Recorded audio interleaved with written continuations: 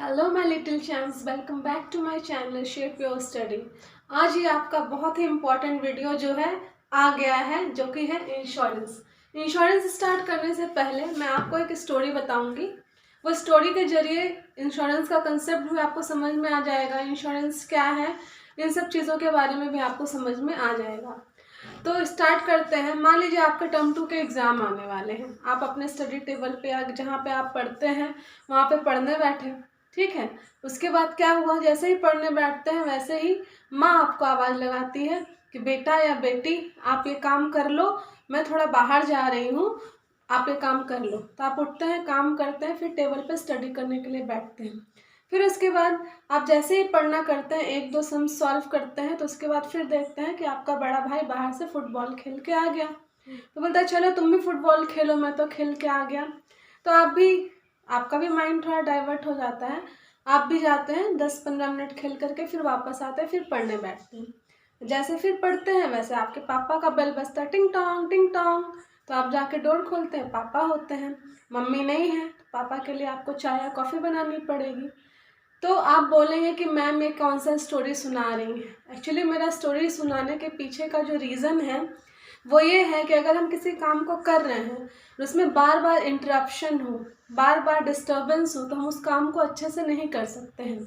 ऐसे ही कोई बिजनेसमैन होता है, जब कोई बिजनेस करता है तो उसमें बार बार लॉसेस आते हैं, या ट्रक से उसका माल लोड हो करके जा रहा हो, वो उसका एक्सीडेंट हो जाए, या कोई चोर चोरी करके भाग जाए, या उसके स्टोर रूम में आग लग जाए गोडाउन में, तो क्या होगा, बार बार उसको लॉसेस का सामना करना पड़ेगा। तो क्या वो प्रॉफिट अर्न कर पाएगा?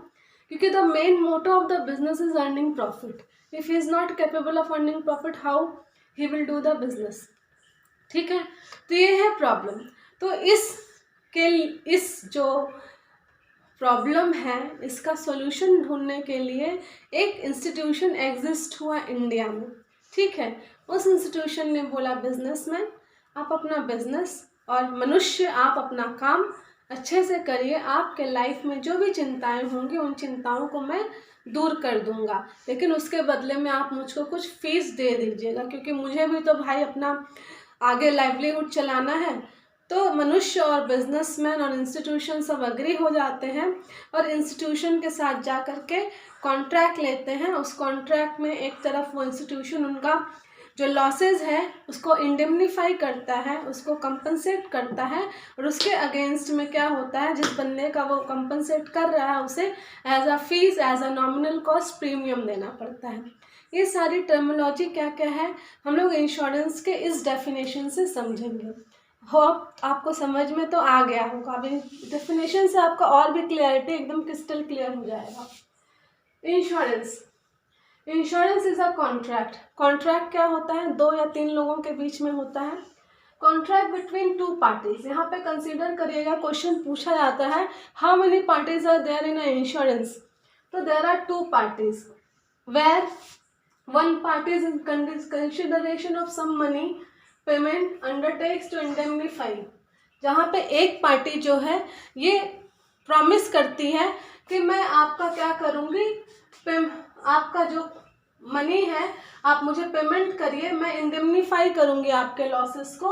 Another party against any loss, किसी दूसरी पार्टी को जो उसको पेमेंट करता है, किसके अगेंस्ट में, लॉस के अगेंस्ट में।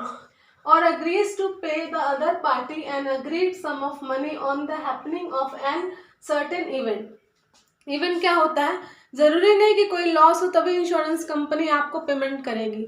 मान लीजिए आपने 5 साल के लिए इंश्योरेंस पॉलिसी लिया, 5 साल कंप्लीट हो गया, तब भी कंपनी क्या करते हैं, क्योंकि वो इवेंट कंप्लीट हो गया है, अग्रीमेंट हुआ था, अग्रीमेंट के तहत वो इवेंट कंप्लीट हो गया है, तब भी इंश्योरेंस कंपनी क्या करेगी, आपको पेमेंट कर देगी।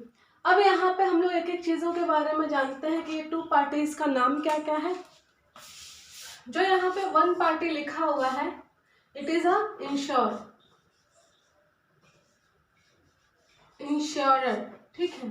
इंश्योरर बोल सकते हैं या इंश्योरेंस कंपनी बोल सकते हैं।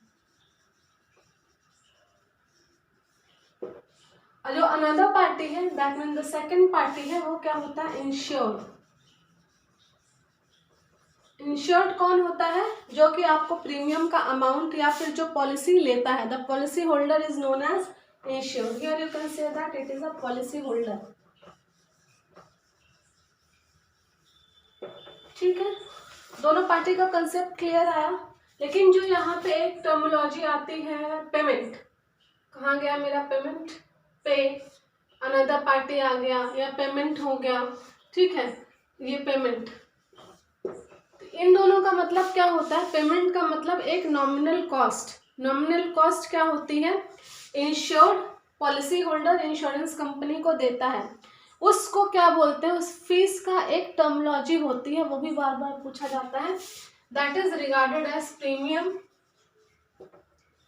अब कभी कभी नाम चेंज करके पूछ लेता है, नॉमिनल कॉस्ट। ठीक, अब इसी डेफिनेशन से डिराइव सम फीचर्स हैं इंश्योरेंस के, जिसको हम लोग देखेंगे। ठीक है, ये सारे एलिमेंट्स हैं जो इंश्योरेंस के डेफिनेशन से डिराइव हुए हैं। आप एलिमेंट्स बोल सकते हो, कैरेक्टरिस्टिक्स बोल सकते हो, फीचर्स बोल सकते हो, कुछ भी बोल सकते हो। ठीक है, तो यहाँ पे जो फर्स्ट फीचर है, इस कॉन्ट्रैक्ट में 2 पार्टीज होती हैं। Everybody knows that it is a contract between 2 parties. 2 parties के बीच में क्या होता है, कॉन्ट्रैक्ट होता है। नेक्स्ट है insurer undertakes to compensate other party. जो इंश्योरर है, इंश्योरेंस कंपनी होती है, वही बोलती है कि मैं आपका लॉस जो है उसको कॉम्पनसेट करूँगा। इंश्योर्ड क्या करता है, प्रीमियम देने के लिए तैयार होता है। It is a contract of indemnity. अब इंडेमनिटी का मतलब क्या होता है, इंडेमनिटी का जो शुद्ध हिंदी मीनिंग होता है वो होता है क्षतिपूर्ति। क्षति मीन्स लॉस, पूर्ति मतलब उसका कॉम्पनसेशन। तो ये एक कॉन्ट्रैक्ट ऑफ इंडेमनिटी है जहाँ पे आपका लॉस का पूर्ति किया जा सके, लॉस को क्या कर दिया जा सके, इंडेमनिफाई कर दिया जा सके। It covers the risk relating to future. हमारे फ्यूचर में होने वाले जो भी रिस्क हैं, क्योंकि जो बिजनेसमैन होता है फ्यूचर को ही कंसिडर करके, वो क्योंकि प्रेडिक्टर नहीं होता, लेकिन he can think about the future, how much money I am going to earn if I will invest this in this money. ठीक है, तो ये क्या होता है, फ्यूचर के जो रिस्क होता है उसको कवर करता है। इन फ्यूचर हमने प्रेडिक्ट किया कि मैं 2 लाख का टर्नओवर करूं या 2 करोड़ का टर्नओवर करूं, तो बीच में जो हैजर्ड्स, जो बैरियर्स आते हैं, जो लॉसेस आते हैं, उनको क्या करता है, वो डाउन कर देता है। डाउन का मतलब क्या होता है, उसको हटा देता है। ठीक है, अब आता है द पेमेंट अमाउंट। जो पेमेंट करता है इंश्योर्ड, जो पर्सन पॉलिसी लेता है इंश्योरेंस कंपनी को, उसको हम लोग क्या बोलते हैं, प्रीमियम बोलते हैं या नॉमिनल कॉस्ट कहते हैं। यहाँ तक आपको समझ गया। अब आपके जहन में एक सवाल जरूर उत्पन्न होता होगा, शुद्ध हिंदी है, बुरा नहीं मानना, लेकिन हिंदी हमारी मातृभाषा है, आनी चाहिए। तो ठीक है, तो इंश्योरेंस क्या है, एक्चुअली इंश्योरेंस का जो एस्टैब्लिशमेंट हुआ था, जैसे कि सारे बैंकों को क्या बोलते हैं, सारे बैंकों को एक उनका गॉडफादर है जो हैंडल करता है, वैसे इंडिया में बहुत सारी इंश्योरेंस कंपनीज हैं। तो अगर ये सब स्टैट्यूटरी बॉडीज़ हैं। अब स्टैट्यूटरी बॉडीज़ क्या होता है, स्टैट्यूटरी बॉडीज़ एक एक्ट के थ्रू पास होता है। तो ये एक्ट जो पास हुआ था इंश्योरेंस का, वो 1999 में पास हुआ था, और इसको पास कराने वाला एक वो था, इंश्योरेंस इंस्टीट्यूशन था। उस इंश्योरेंस इंस्टीट्यूशन का नाम था IRDAI। IRDAI का फुल फॉर्म होता है insurance regulatory development authority of India. ठीक है, insurance regulatory development authority of India. इसका एट प्रेजेंट हेडक्वार्टर जो है वो हैदराबाद में है। 1999 में इस्टेब्लिश हुआ था, और इसके करंट जो CEO चेयरमैन है वो है मिस्टर सुभाष चंद्र खुंटिया। कौन है, मिस्टर सुभाष चंद्र बोस का नाम याद है ना, तो बोस की जगह पे खुंटिया लगा दीजिएगा। और इसका जो लोगो होता है वो कुछ इस तरीके से होता है, बीच में आपका आई बना हुआ होगा, और यहाँ पे क्या होता है, आपका ट्रायंगल बना हुआ होता है। ये डार्क ब्लू कलर में होता है और ये स्काई ब्लू कलर में होता है। यहाँ पे स्मॉल लेटर में IRDA लिखा हुआ होता है। This is a logo stands for IRDAI। ये सारी चीज़ें बहरहाल पूछी नहीं जाती, लेकिन इन फ्यूचर पूछ भी सकता, आपके बुक में भी नहीं है, लेकिन ये सारी चीज़ों का ज्ञान होना ज़रूरी है। ठीक है, यहाँ तक है। इसके बाद हम लोग करेंगे प्रिंसिपल ऑफ इंश्योरेंस। अगर हम लोग प्रिंसिपल ऑफ इंश्योरेंस नहीं समझेंगे तो हम लोग इंश्योरेंस चैप्टर को ही नहीं समझेंगे। आपके जो सीबीएसई ने कंटेंट दिया है उसमें इंश्योरेंस के प्रिंसिपल के बारे में चर्चा नहीं है, बीच बीच में 2 लाइन उठा के दे दिया है। मैं सारे ही 7 प्रिंसिपल हैं, 7 के 7 प्रिंसिपल को मैं नेक्स्ट वीडियो में कवर करूँगी। ठीक है, सारे पॉसिबल नहीं होंगे तो मैं एटलीस्ट 3 या 4 तो कवर करूँगी ही। तो आज के लिए बस इतना ही। नेक्स्ट वीडियो के लिए आप मेरे चैनल को सब्सक्राइब करिए, लाइक करिए। अगर आप ना पसंद करते हैं तो उसका रीज़न लिखिए, इससे मुझे एक अप्रिसिएशन मिलेगा, मुझे अपने वीडियो को इम्प्रूव करने के लिए मौका मिलेगा। तो आप लोग कमेंट करिए। और इन सब चीज़ों का जो पीडीएफ है, कंटेंट है, वो मेरे ऐप पे अवेलेबल है। बहुत सारे लोग जाते हैं ऐप पे, खोजते हैं कंटेंट, लेकिन वो उल्टा सीधा मैसेजेस करते हैं चैटिंग में। तो रिक्वेस्ट है ऐसे मैसेजेस नहीं करिएगा, क्योंकि आपको टर्म 1 का वहाँ पे मिलेगा, टर्म 2 का जब तक मैंने अपलोड ही नहीं किया तो मैं आपको कहाँ से मिलेगा। 1 या 2 दिन में वो भी अपलोड हो जाएगा, आप देख लेंगे। जिन बच्चों का प्री बोर्ड है, जिनको बहुत ज़रूरत है कि जल्दी से जल्दी इंश्योरेंस चैप्टर मुझे समझ में आ जाए, क्योंकि एक वीडियो 10 मिनट या 12 मिनट का होता है, उसमें सारे चैप्टर को मैं कंपाइल नहीं कर सकती हूँ। तो अगर आप लाइव सेशन चाहते हैं जो कि 1 घंटे का भी हो सकता है, 2 घंटे का भी हो सकता है, उसमें आपको पूरा चैप्टर चाहिए, तो उसके लिए मेरे ऐप के लाइव क्लासेस में आप जा सकते हैं।